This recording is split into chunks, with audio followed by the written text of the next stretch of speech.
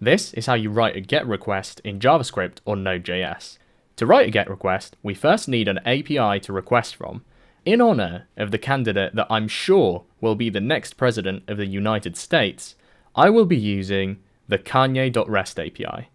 I'm going to be using SuperAgent, but this works with any HTTP library, so I've imported SuperAgent at the top, and now I'm going to create an async function called getKanyeQuote. Inside the function, we are going to call superagent.get and pass in our URL for the API.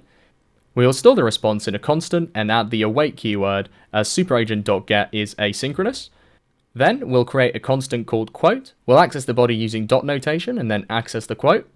And finally, we'll console log the quote. Now all we need to do is call the getKanyeQuote function, and if we execute this, we will see a Kanye quote.